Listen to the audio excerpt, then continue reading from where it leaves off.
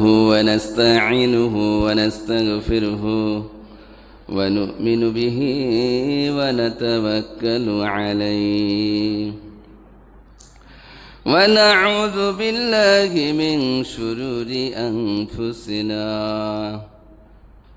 من يهده الله فلا مضل له ومن يضلله فلا هادي له نشهد أن لا إله إلا الله وحده لا شريك له ونشهد أن محمدًا عبده ورسوله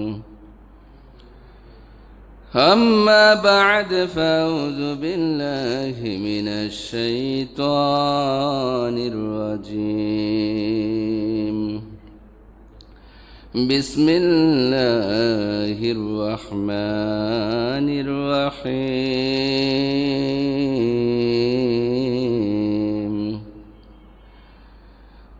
قل يا عبادنا الذين أسرفوا على أنفسهم لا تقنطوا من رحمة الله إن الله يغفر الذنوب جميعا إنه هو الغفور الرحيم إن الله وملائكته يصلون على النبي يا أيها الذين آمنوا صلوا عليه وسلموا تسليما اللهم صل على سيدنا ونبينا وشفينا وحبيبنا ومولانا محمد صلى الله عليه وعلى آله وأصحابه وبارك وسلم اللهم صل على سيدنا ونبينا وشفينا وحبيبنا ومولانا محمد صلى الله عليه وعلى آله وأصحابه وبارك وسلم الحمد لله শুকরিয়া আদায় করি সেই মহান রব্বুল আলামিনের দরবারে যে রব্বুল আলামিন আপনাকে আমাকে ভালোবেসে এক মাস ব্যাপী মহিলা ওয়াজ মাহফিলের শেষ দিনে আখেরি বৈঠকে আখেরি মুনাজাতের পূর্বে কিছু নসিহত করার তৌফিক আল্লাহ পাক দান করলেন। শুকরিয়া তান সবাই বলি আলহামদুলিল্লাহ। ভাইজানেরা এই একটু এদিকে আসো, আলোচনার মধ্যেই দোয়া হয়ে যাবে, এই জন্য সবাই একটু জমে জমে বসি। আম্মাজানেরাও একটু জমে জমে গায়ে গা মিলায়া বসি, কারো মাঝে যেন ফাঁকা না থাকে, সবাই একটু জমে জমে বসি।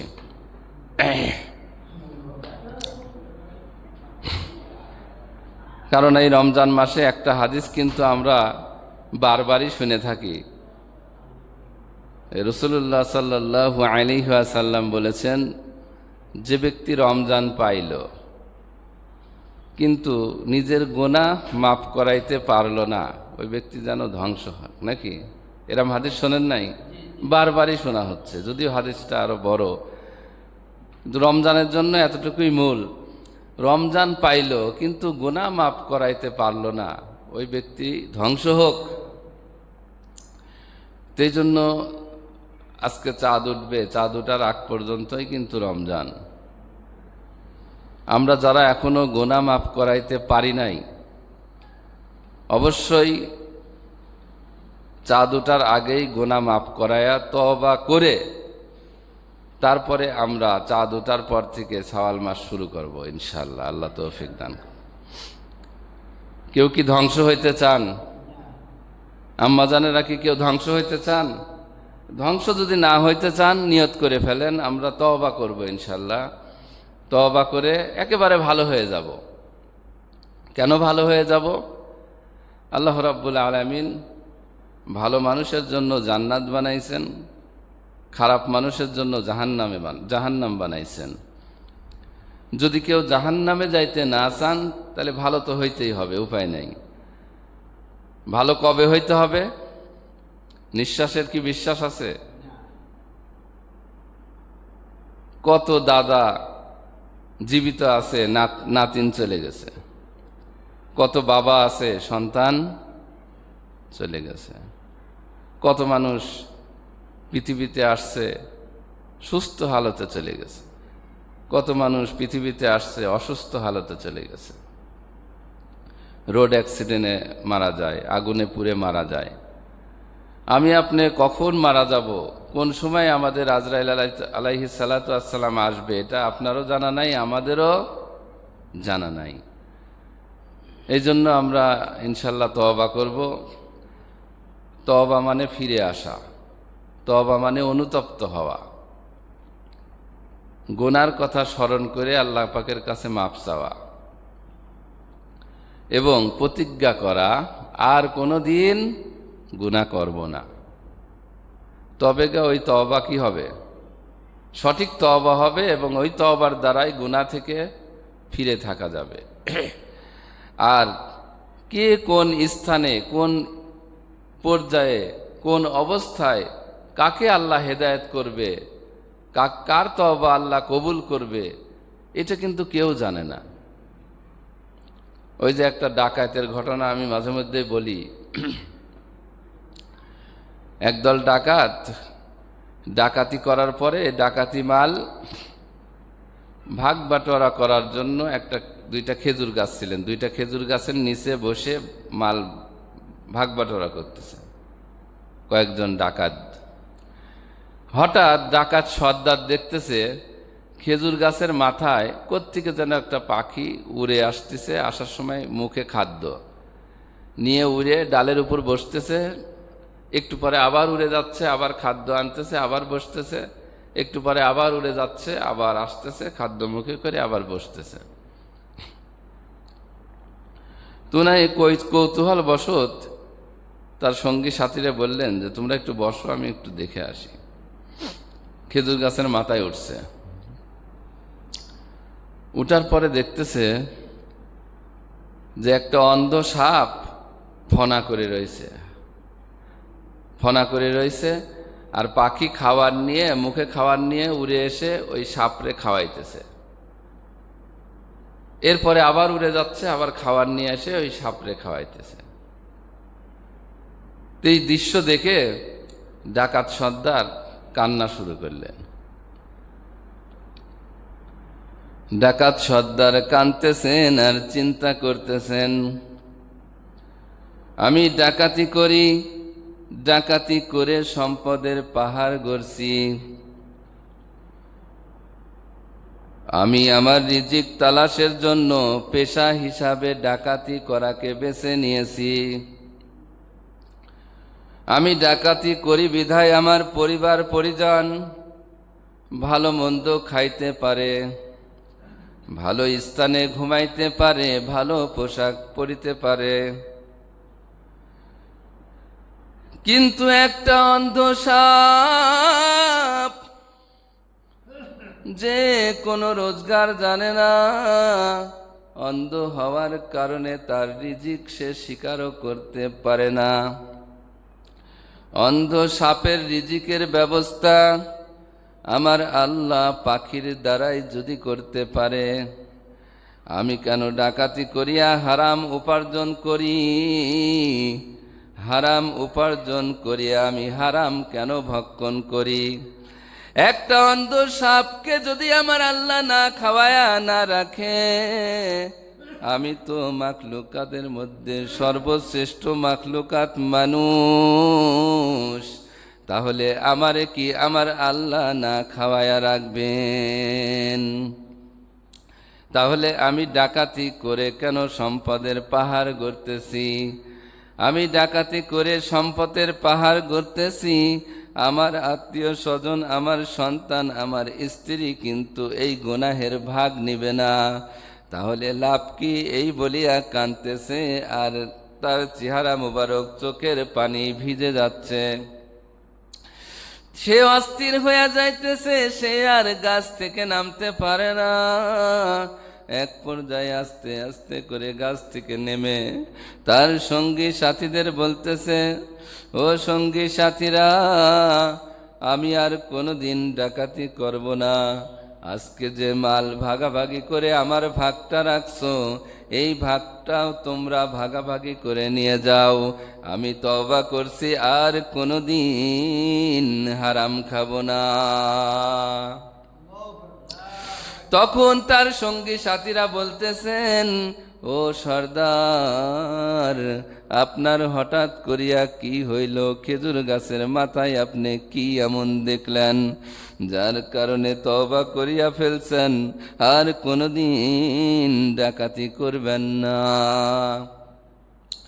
ডাকাত সর্দার বলতেছেন, আমি খেজুরের মাথায় উঠিয়া দেখি একটা অন্ধ সাপ উপরের দিকে, আসমানের দিকে হা করে রয়েছেন, আর আমার আল্লাহ দয়ার মাবুদ গাছ পাখির মাধ্যমে তার রিজিকের ব্যবস্থা করিয়া মুখে তুলিয়া খাওয়াইয়া দিতেছেন। এই দৃশ্য দেখিয়া আমি আর নিজেকে কন্ট্রোল করতে পারি নাই, মনে মনে তওবা করিয়া ফেলাইছি, আর জীবনে কোনোদিন অন্যায় করব না। এই ঘটনা শোনার পরে তার সঙ্গী সাথীরাও কান্দে, সকলেই ভুল বুঝতে পারে এবং তওবা করে। ও এলাকাবাসী, ও যুবক, ও মা বোনেরা, ও যুবতীরা, ও যুবতী বোন, এই জন্য কারে আমার আল্লাহ কখন হেদায়েতের এই মূল্যবান দৌলত দান করবেন তোমারও জানা নাই, আমারও জানা নাই।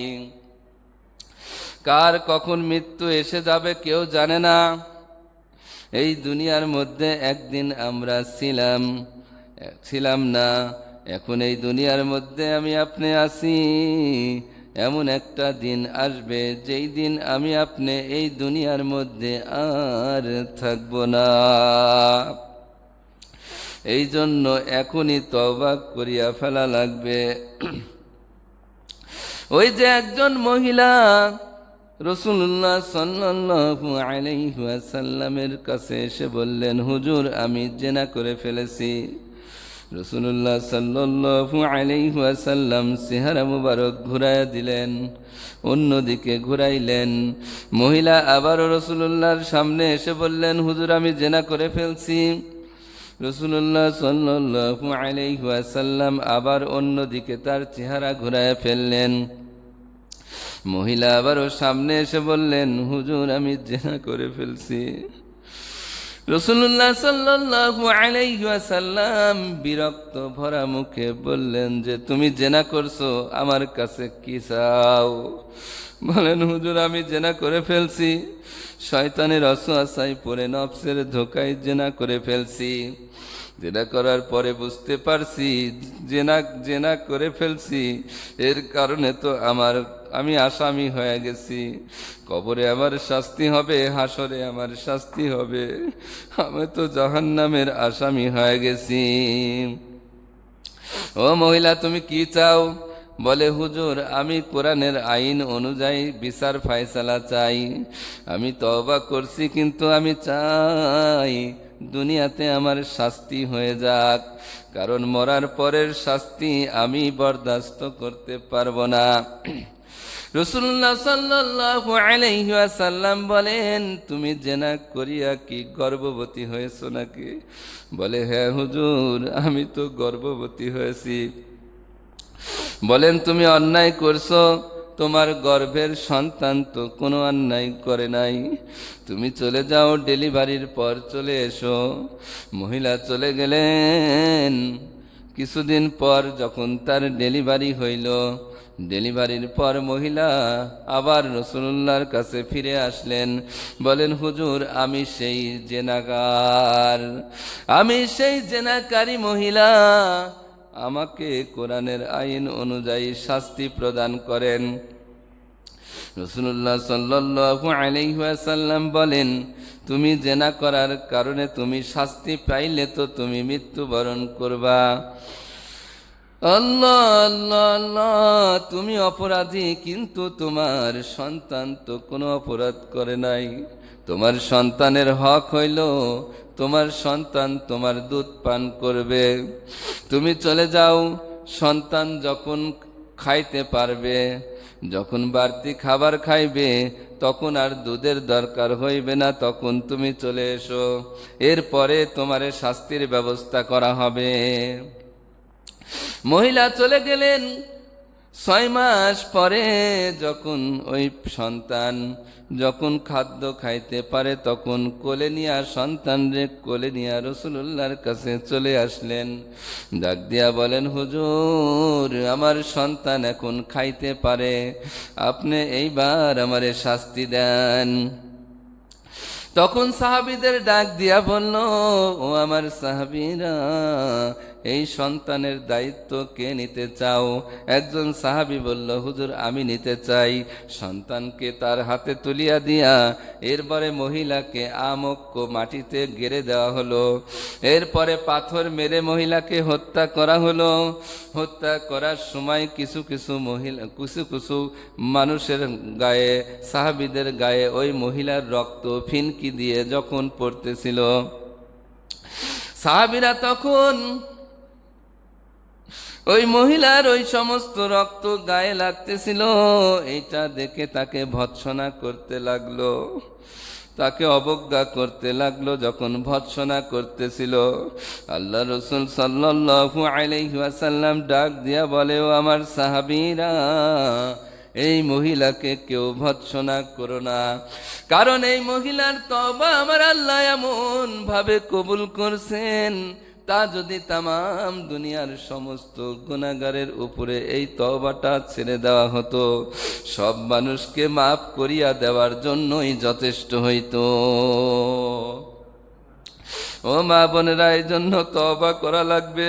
রাসূলুল্লাহ সাল্লাল্লাহু আলাইহি ওয়াসাল্লাম বলেন, ও আমার উম্মতেরা, তোমরা সবাই গুনাহগার, তবে সবচাইতে উত্তম গুনাহগার হইল তওবাকারী। এর জন্য তওবা বেশি বেশি পরিমাণে করা লাগবে। ওই যে একটা ঘটনা, সাইলাবাতুল আনসারী রাদিয়াল্লাহু আনহু, সাইলাবাতুল আনসারী রাদিয়াল্লাহু আনহু, যার বাড়ি ছিল মদিনায়, মক্কা থেকে হিজরত করে আসছিলেন সাইদ ইবনে আব্দুর রহমান রাদিয়াল্লাহু আনহু। সাইদ ইবনে আব্দুর রহমান এবং সাইলাবাতুল আনসারীরে ভ্রাতৃত্ব প্রদান ভাই ভাই বানায় দেওয়া হয়েছিল। এক পরিবারের মধ্যে থাকতো, একজন আর একজনের ভাই বানায় দেওয়া হয়েছিল। কারণ যারা হিজরতকারী সাহাবী ছিল, আনসার সাহাবীদের সাথে একজন আর একজনকে ভাই বানায়া একসাথে বসবাস করার জন্য দেওয়া হয়েছিল। তাবুকের যুদ্ধের সময় সাইদ ইবনে আব্দুর রহমান উনি যুদ্ধে চলে গেলেন। আল্লাহ রাসূল সাল্লাল্লাহু আলাইহি ওয়াসাল্লাম তার পরিবারের দায়িত্ব দিলেন সাইলাবারে।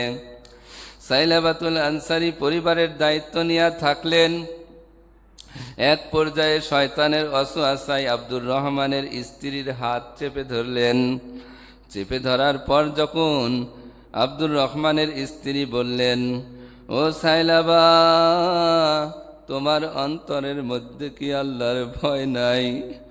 তুমি তোমার ভাইয়ের আমানত, তোমার কাছে যে আমানত রাখছে তার খেয়ানত করতেছো। তুমি তো হাতের জেনা করিয়া ফেলছো, তুমি তো জালেম, তুমি তো জুলুমকারী, তুমি তো জেনাখোর, এইভাবে যখন তাকে ভৎসনা করলো, সঙ্গে সঙ্গে তার খেয়াল আসিয়া গেল, আমি তো অপরাধ করিয়া ফেলাইছি, আমি তো পাপ করিয়া ফেলাইছি, আমি তো অন্যায় করিয়া ফেলাইছি, আমি এখন কি করব? দৌড়াইয়া মদিনার বাহিরে চলে গেল, পাহাড়ের চূড়ায় বসিয়া সিজদা দিয়া কান্দে, ও মাওলায়ে কারীম, আমি তো বড় অপরাধী, আমি তো জেনাখোর, আমি তো আমানতের খেয়ানতকারী, ও মালিক, আমারে তুমি মাফ করিয়া দাও। তাবুকের যুদ্ধ যখন শেষ হয়ে গেল, শেষ হওয়ার পরে সাইদ ইবনে আব্দুর রহমান যখন ফিরিয়া আসলো, আসার পরে বাড়িতে আসিয়া বিবিরে জিজ্ঞাসা করলো, আমার ভাইজান কই? বলে, তোমার ভাই তো জেনাকার, তোমার ভাই তো আমানতের খেয়ানতকারী, সে কোথায় গেছে আমি জানি না, সে তো আমার সঙ্গে বিশাল বড় অন্যায় করিয়া ফেলাইছে। আল্লাহ আল্লাহ। এরপরে সাইদ ইবনে আব্দুর রহমান দৌড়াইয়া খোঁজা শুরু করলো, কোথায় গেল আমার ভাই? খুঁজিয়া যখন কোনো জায়গায় পায় না, হঠাৎ করিয়া মদিনার বাহিরে খবর পাইল, যায় দেখে পাহাড়ের চূড়ায় সেজদা দিয়া কান্দে, ও মাওলায়ে কারীম, আমি তো অপরাধ করিয়া ফেলাইছি, এই চেহারা অপরাধী চেহারা নিয়ে আমি রাসূলুল্লাহ সাল্লাল্লাহু আলাইহি ওয়াসাল্লামের সামনে যাই নাই, আমি ওমরের সামনে যাই নাই, আমি আবু বকরের সামনে যাই নাই, আমি কারো সামনে যাইতে পারি নাই, এই জন্য পাহাড়ের চূড়ায় আসিয়া তোমার কাছে মাপ চাই, তুমি আমারে ক্ষমা করিয়া দাও। আব্দুর রহমান হাতটা ধরিয়া বলতেছেন, চলো ভাই, চলো বাড়িতে ফিরিয়া যাই। তখন ভাই ডাক দিয়া বলেন, আমি যাইতে পারি, একটা শর্ত আছে, আমারে আসামির মতো হাত করা পরাইয়া টানতে টানতে মদিনায় নিয়ে যাইবা, আমি আল্লাহর রাসূলের কাছে যাইতে চাই। আব্দুর রহমান তখন আসামির মতো টানিয়া হেসরায়া যখন মদিনার মধ্যে ঢুকছে, তখন সে বলতেছেন, ও ভাই, আমি আল্লাহর রাসূলের কাছে আমার চেহারা দেখাইতে পারবো না, তুমি আমারে আবু বকরের কাছে নিয়ে যাও। আবু বকরের সামনে যখন যাওয়া হইল, আবু বকর সব ঘটনা শুনিয়া বলল, মাফ করা না করা আল্লাহর ব্যাপার, তুমি এত বড় আমানতের খেয়ানতকারী, আমার দরবার থেকে চলিয়া যাও। চলিয়া গেলেন ওমরের দরবারে। ওমরে ফারুক রাদিয়াল্লাহু আনহু তারে ভাগাইয়া দিলেন, যাও যাও, আমার কাছে তোমার কোনো জায়গা নাই। চলিয়া গেলেন আলী রাদিয়াল্লাহু আনহুর দরবারে, আলীও বিদায় করিয়া দিলেন। চলিয়া গেলেন রাসূলুল্লাহ সাল্লাল্লাহু আলাইহি ওয়াসাল্লাম দরদি নবীর দরবারে। নবী করিম সাল্লাল্লাহু আলাইহি ওয়াসাল্লাম বললেন, মাফ করা না করা আল্লাহর দায়িত্ব, এইটা আমার দায়িত্ব না, তুমি এত বড় অপরাধী, আমার দরবার থেকে চলিয়া যাও। দৌড়াইয়া চলিয়া গেলেন, আবার মদিনার বাহিরে যাইয়া সেজদা দিয়া কান্না শুরু করলেন। এইরকম 3 দিন পর্যন্ত কান্নাকাটি করার পর জিবরাইল আলাইহিস সালাতু ওয়াস সালাম আসিয়া বলতেছেন, ও হাবিব, এই আসমান জমিন, এই আরশ কুরসি লৌহ কলম সব কিছুর মালিক কে? বলে আল্লাহ। মানুষকে ক্ষমা করার মালিক কে? বলে আল্লাহ। আপনি কেন সাইদ ইবনে সাইলাবারে তাড়াইয়া দিয়েছেন? আমার আল্লাহ সাইলাবারে মাফ করিয়া দিয়েছে। সঙ্গে সঙ্গে সাহাবীদের ডাক দিয়া বলেন, ও আমার সাহাবীরা, সাইলাবারে কে খুঁজতে যাইবে? একটু সাইলাবারে আবার সামনে নিয়ে আসো। আবু বকর রাদিয়াল্লাহু আনহু বলেন, আমি যাব। ওমর বলে, আমি যাব। আলী রাদিয়াল্লাহু আনহু বলে, আমি যাব। এইদিকে সালমান ফারসি রাদিয়াল্লাহু আনহু বলে, আমি যাব। 4 জন তখন সাইলাবারে খোঁজ করার জন্য গেল। যাওয়ার পথে দেখলেন কোনো জায়গায় পাওয়া যায় না। একজন রাখালরে জিজ্ঞাসা করলেন, ভাই, এমন একজন তওবাকারী রে কি দেখছো, যে গভীর রাতে কান্দে, দিনের বেলাও কান্দে? বলে এমন কোন লোকের সন্ধান জানি না, তবে ওই পাহাড়ের চূড়া থেকে কেমন যেন রাত যত গভীর হয় কান্নার আওয়াজ তত জোরে হয়। কে যেন জোরে জোরে কান্দে আর চিল্লায়। আমরা আমাদের বাচ্চাদেরকে ঘুমাইতে পারি না, নিজেও ঘুমাইতে পারি না, বাচ্চাদেরকে ঘুমানোর চেষ্টা করি কিন্তু পারি না। চলিয়া যাও, ওই পাহাড়ের চূড়াই হয়তো পাইতে পারো। সাহাবীরা যাইয়া দেখেন সেজদা দিয়া সাইলাবা কান্দে, ও মালিক।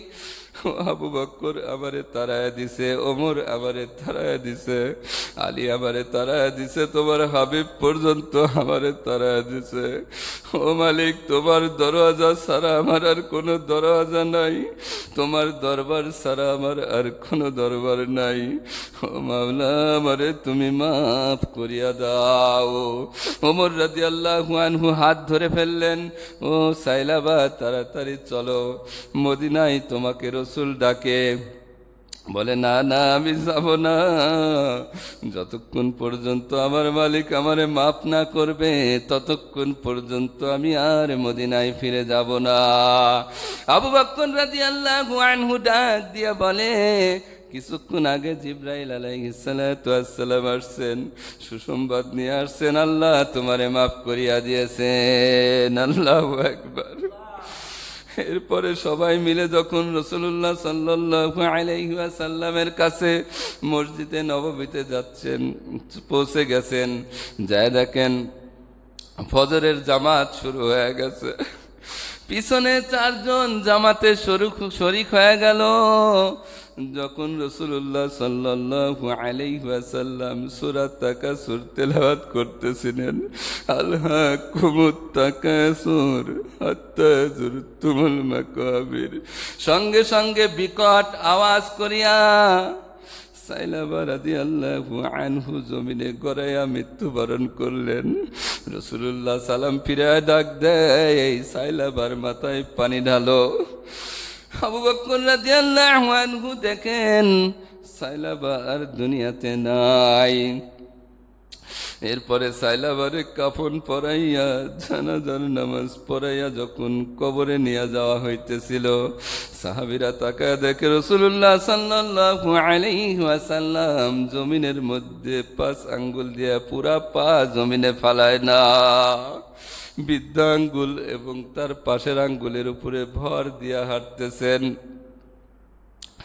কবরে নামানোর পরে যখন বাড়িতে ফিরতেছিলেন, সাহাবীরা জিজ্ঞাসা করলেন, হুজুর আপনি এমন করিয়া কেন হাঁটলেন? রাসূলুল্লাহ সাল্লাল্লাহু আলাইহি ওয়াসাল্লাম বলেন, ও আমার সাহাবীরা, সাইলাবার তওবা আমার মালিক এমন ভাবে কবুল করছেন, এত পরিমাণে রহমতের ফেরেশতা আমার মাবুদ মোতায়েন করছিলেন, আমি জমিনের মধ্যে পা ফেলাবো এমন জায়গা আমি পাইতেছিলাম না। এর জন্য বৃদ্ধা আঙ্গুলের উপরে ভর দিয়া আমি হাঁটতেছিলাম। ও এলাকাবাসী যুবকেরা, ও বৃদ্ধ বাবাজিরা, ও পর্দার আড়ালের মা বোনেরা, সাহাবা একরাম দেখায় দিছেন কেমন করিয়া তওবা করা লাগে। তওবা করার সময় গুনাহের কথা স্মরণ করিতে হয়, গুনাহের জন্য অনুতপ্ত হইতে হয়, ওয়াদা করতে হয়, ও মালিক আর কোনোদিন গুনাহ করব না। ও মালিক, শয়তানের ওয়াসওয়াসায় নফসের ধোঁকায় পড়িয়া গুনাহ করিয়া ফেলাইছি। ও মালিক, কখন হায়াতের বেড়া শেষ হইয়া মৌতের বিছানায় শুইব জানি না। ও মালিক, আপনি আমাদেরকে মাফ করিয়া দেন। তওবাকারীরা কিন্তু আল্লাহর বন্ধু।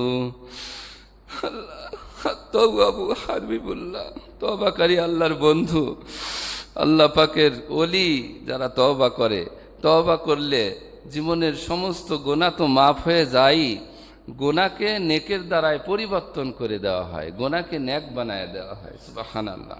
এই জন্য আম্মাজানেরা, আমরা যারা আসছি, বোনেরা আমরা যারা আসছি, আর এরকম মজলিসে আসবো, বসবো, এইরকম তওবা করতে পারবো, এইরকমভাবে আবার মোনাজাত করব, রমজান আবার পাবো এটার কোনো নিশ্চয়তা নাই। এই জন্য আমরা সবাই তওবা করব।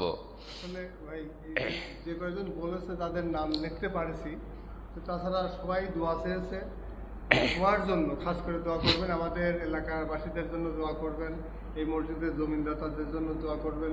এই মসজিদে একটা বক্স দিয়েছে একজন, তার বক্স দিয়েছে 17,000 টাকা, ওর জন্য দোয়া করবেন। এই মসজিদে 50,000 টাকাও দিয়েছে একজন, দোয়া করবেন। আর মা বোনেরা সহযোগিতা করে এবং এই মাহফিলকে সর্বোচ্চ সহযোগিতা করে, এদের জন্য খাস করে দোয়া করবেন। আমাদের মা বোনেরা যাতে করে আছে হেদায়েতের পথে চলতে পারে, এবং আমার জন্য খাস করে দোয়া।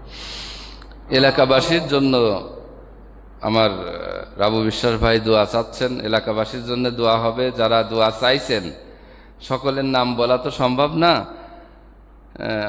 আমার হাতে একটা কাগজ এসেছে, একজন মা এক খতম কোরআন তেলাওয়াত করেছেন, কোরআন খতম করে দোয়া চেয়েছেন। এরপরে মুজাম্মেল হকের স্ত্রী অসুস্থ, তার জন্য দোয়া চেয়েছেন। আমরা এখনই নাম বলতেছি, পরে দোয়ার সময় হয়তো নাম বলা সম্ভব হবে না, আমরা তার জন্য দোয়া করি। এরপরে হক সাহেবের স্ত্রীর জন্য দোয়া করা হবে, দোয়া চেয়েছেন। আল্লাহ পাক যেন হক সাহেবের স্ত্রীকে কবুল করে, হেদায়েত করে, সুস্থতা দান করে, আমিন। এরপরে কাদের শেখ ও তার বৌমা দোয়া চেয়েছেন। কাদের শেখের বৌমা দোয়া চেয়েছেন। সকলের জন্য আমরা দোয়া করব। আজকে যেহেতু শেষ দিন, আমরা সোয়াব রেসানি করব, সমস্ত কবরবাসীর জন্য দোয়া করব, যারা দোয়া চেয়েছেন তাদের জন্যও দোয়া করব, এবং মা বোনেরা এবং এলাকাবাসীরা এই মাহফিলের সহযোগিতা যারা করেছেন সকলের জন্য আমরা দোয়া করব। আমার আবু বিশ্বাস ভাই দোয়া চেয়েছেন, তার মায়ের জন্যও কালকে দোয়া চেয়েছেন। ওনার মা এক খতম কোরআন তেলাওয়াত করে দিয়েছেন, এর জন্য আমরা সকলেই দোয়া করি। আল্লাহ পাক তাকে তার নেক মাকসাদ পুরা করুন। রাবু বিশ্বাস ভাই এত কষ্ট করে এই মাহফিলের আয়োজন করেছেন, তার মনের নেক মাকসাদ যেন আল্লাহ পাক পুরা করে দেয়। সকলেই বলে আল্লাহুম্মা আমিন। মা বোনেরা, একবার সূরাতুল ফাতিহা আমরা তেলাওয়াত করব, 3 বার সূরা ইখলাস তেলাওয়াত করব, এরপরে আমরা ইস্তেগফার পড়ব, তারপর দরুদ শরীফ পড়ে ইনশাআল্লাহ দোয়ার কাজ শুরু করব। বিসমিল্লাহির রহমানির রহিম। আলহামদুলিল্লাহি রাব্বিল আলামিন আর রহমানির রহিম। ইয়্যাকা না'বুদু ওয়া ইয়্যাকা নাস্তাঈন ইহদিনাস সিরাতাল মুস্তাকিম।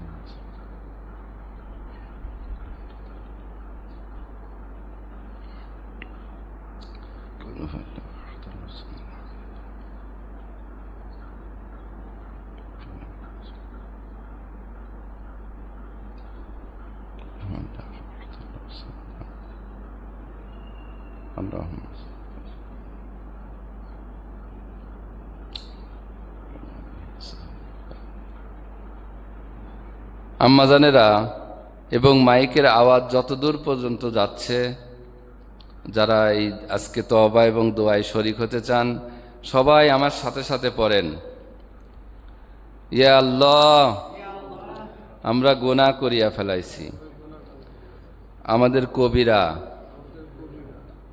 সগীরা, শিরকি, বেদাতি, জানা অজানা, জাহেরি, বাতিনি যত গুনাহ আছে সমস্ত গুনাহ থেকে আল্লাহ তোমার কাছে ক্ষমা চাইতেছি, তওবা করতেছি। মালিক, আর জীবনে গুনাহ করব না। আমাদের তওবাকে তুমি কবুল করে নাও।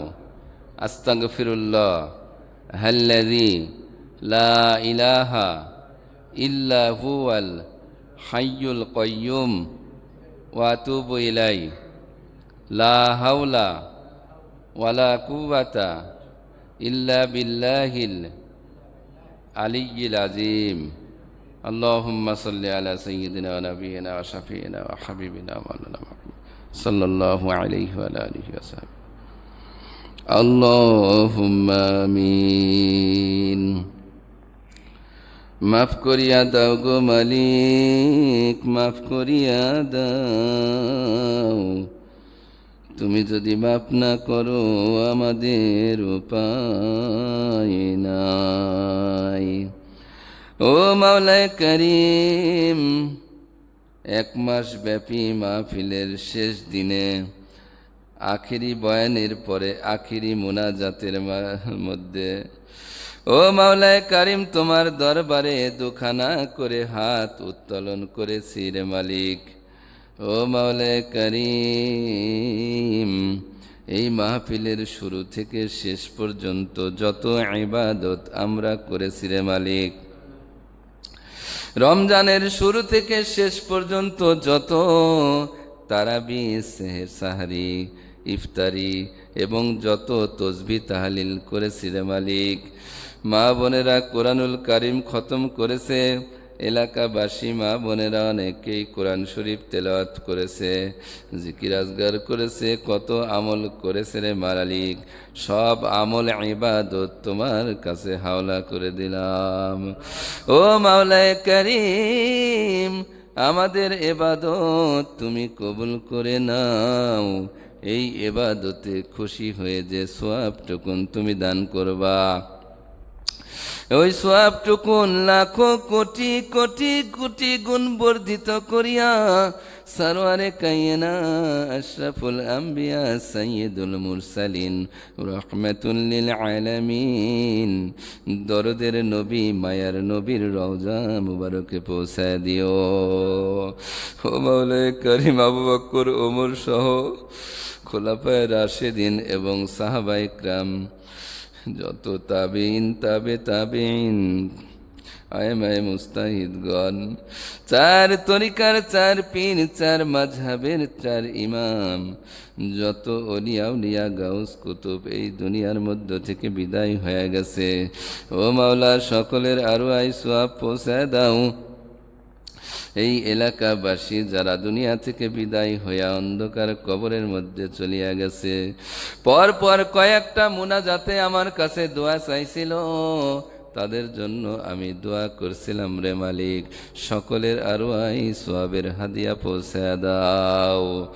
ও মাওলায়ে কারিম, আমার সঙ্গে যারা হাত তুলিয়া আমিন আমিন করতেছে মালিক, কারো বাবা দুনিয়া থেকে বিদায় হয়ে গেছে, কারো জনম দুঃখিনী মা দুনিয়া থেকে বিদায় হয়ে গেছে রে মালিক। একটা অক্ষর হইল মা, এই মা ডাকের মধ্যে যে কত মজা। যাদের মা দুনিয়ায় জীবিত আছে, যারা মা থাকতেও মাকে ডাকে না, মায়ের হক আদায় করে না রে মাবুদ, ও মাওলায়ে কারিম তাদের বুঝ দান করো, তারা যেন মায়ের হক আদায় করতে পারে, মাকে মহাব্বতের সাথে ডাকতে পারে। এমন মা যার দিকে নেক নজর সুন্দর দৃষ্টি দেওয়ার কারণে একটা কবুল হজের সওয়াব হয়ে যায়। এমন জনম দুঃখিনী মা যাদের দুনিয়া থেকে বিদায় হইয়া 5খানা কাপড় নিয়ে ওই অন্ধকার কবরে শুয়ে রয়েছে। আল্লাহ গো, আমাদের মা আমারে নিয়ে কত কষ্ট করছেন, বিনিময়ে আমি আমাদের মায়ের জন্য তেমন কিছু করতে পারি নাই। ও মালিক, আমাদের মায়ের কবরের আযাবকে তুমি নাজাত করে দাও, আমাদের মাকে তুমি মাফ করিয়া দাও, মায়ের কবরটারে জান্নাতের টুকরা বানায়া দাও। ও মাওলায়ে কারিম, আমাদের আত্মীয় স্বজন যারা ওই অন্ধকার কবরে শুয়ে রয়েছে, সকলের কবরের এই আমলের হাদিয়াটুকু পৌঁছায় দাও। এই দুনিয়ার মধ্যে, তামাম দুনিয়ার কঠিন মাটির নিচে যত মানুষ গোনা নিয়া 3খানা 5খানা কাপড় নিয়া শুয়া রয়েছে, সকলের আরওয়াহ সওয়াব পৌঁছায় সকলকেই তুমি মাফ করে দাও। ও মাওলায়ে কারিম, আমরা তো এই কবরের আসামি, আমাদেরও তো একদিন দুনিয়া ছেড়ে ওই অন্ধকার কবরের মধ্যে যাওয়া লাগবে। ও মাওলা, কি নিয়া যাব, কি নিয়া রওনা করব, কি হাদিয়া নিয়া তোমার সামনে দাঁড়াবো, কারণ আমরা তো সকলেই গুনাহগার, আমরা সকলেই গুনাহগার। আজকের মতন এই রকম নেক মজলিসে বসিয়া হাতখানা উঠাইয়া তোমার দরবারে ভিক্ষা চাইতে পারবো এমন মজলিস তো আর কোনোদিন আমার জীবনে নাও আসতে পারে। আজকে এই মজলিসের উসিলা করিয়া আমাদের জিন্দগির তামাম গুনাহ খাতাকে মাফ করে দাও। আর কোনোদিন অন্যায় করব না, আর কোনোদিন গুনার কাজ করব না বলিয়া তোমার কাছে ওয়াদা করছি রে মাবুদ। আমাদের ওয়াদার উপরে অটল থাকার মতন তৌফিক দান করিয়া দাও। ও মাওলায়ে কারিম, এই মজলিস থেকে যখন আমরা বাহিরে চলিয়া যাব, যারা তওবা করতে পারে নাই তাদের সঙ্গে যখন আমরা মেলামেশা করব, আমাদের এই তওবা করার কথা তখন আমরা ভুলিয়া যাইব। ও মাওলায়ে কারিম, সেই সময় আমাদের আবার মনে করায়া আবার গুনার কাজ থেকে ফিরিয়া নেক কাজ বেশি বেশি করার মতন তৌফিক তুমি দান করিয়া দিও। ও মাওলায়ে কারিম, রমজান চলিয়া যাইতেছে রে মাবুদ। আর কয়েক ঘন্টার পরে শাওয়াল মাসের চাঁদ উত্তোলন হইয়া ঈদের দিন শুরু হয়ে যাইবে। ও মাওলায়ে কারিম, রমজানের মধ্যে গুনাহ মাফ করাইতে পারলাম কিনা জানি না। ও মাওলায়ে কারিম, এই মুনাজাতের উসিলা করিয়া আমাদের জিন্দগির তামাম গুনাহ খাতাকে তুমি মাফ করে দাও। ও মাওলায়ে কারিম, অনেক মানুষ দোয়া চেয়েছে, তাদের মনের নেক মাকসাদ অনুযায়ী তাদের দোয়া কবুল করে নাও। মনের নেক নিয়ত অনুযায়ী তুমি ফয়সালা দিয়ে দাও। ও মাওলায়ে কারিম, রাবু বিশ্বাস ভাই দোয়া চেয়েছেন, তার মা দোয়া চেয়েছেন। রাবু বিশ্বাস ভাই সহ তার মা সহ এলাকার বাসী যারা দোয়া চেয়েছে সকলের দোয়াকে তুমি কবুল করে নাও।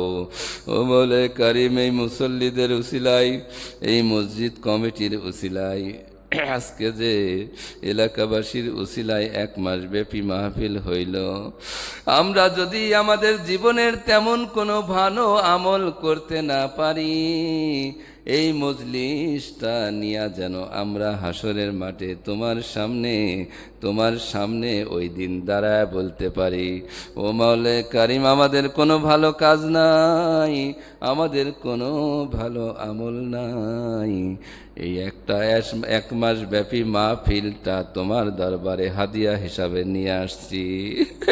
এই মজলিসের উসিলায় আমাদের জিন্দগির তামাম গুনাহ খাতাকে মাফ করিয়া দাও। ও মাওলা, অনেকে অসুস্থ আছে, তুমি সুস্থতা দান করো। অনেকে অভাবী আছে, তুমি অভাব মুক্ত করো। অনেক বোনদের বিবাহ হইতেছে না, তুমি সুপাত্র দেখিয়া বিবাহের বন্দোবস্ত করে দাও। অনেক মা বোনেরা দিনের কাজ করতে পারে না, তুমি দিনের কাজ করা সহজ করে দাও। আল্লাহ গো, এলাকাবাসী অনেকে আছে ঋণগ্রস্ত, তুমি ঋণ মুক্ত করিয়া দাও। অবশেষে মনে পড়িয়া গেল বাংলাদেশ, সারা পৃথিবীর মুসলমানের কথা। সারা পৃথিবীর মুসলমান আজকে নির্যাতিত, কাফেরদের জালেমদের জুলুমের শিকার। তামাম পৃথিবীর মুসলমানকে তুমি হেফাজত করিয়া দাও। আমাদের বাংলাদেশকে তুমি হেফাজত করিয়া দাও। আমাদের পরিবারকে তুমি হেফাজত করো রে মালিক। আমাদের পরিবার নিয়ে যারা পেরেশানির মধ্যে আছে, আল্লাহ গো, তুমি পেরেশানি মুক্ত দুনিয়ায় থাকার তৌফিক দান করিয়া দাও। ও মাওলায়ে কারীম, আল্লাহ, কার মনের কি আশা আমি জানি না। ও মাওলা, তুমি তো অন্তর্যামী, তুমি তো সবই জানো। যার যার মনের নেক মাকসাদ তুমি পুরা করে দাও। রব্বির হামহুমা কামা রব্বায়ানি সগীরা। আল্লাহুম্মা রব্বির হামহুমা কামা রব্বায়ানি সগীরা। ربنا لا تزغ قلوبنا بعد إذ هديتنا وهب لنا من لدنك رحمة إنك أنت الوهاب ও মাওলায়ে কারীম আমাদের তওবা কবুল করিয়া আমাদেরকে যে হেদায়েত তুমি করলা রে মালিক এই হেদায়েতের পথে অটল থাকার তৌফিক দান করে দাও সুবহান রাব্বিকা রব্বিল ইজ্জাতি আম্মা ইয়াসিফুন ওয়া সালামুন আলাল মুরসালিন وسلام على المرسلين وسلام على المرسلين والحمد لله رب العالمين السلام عليكم ورحمة الله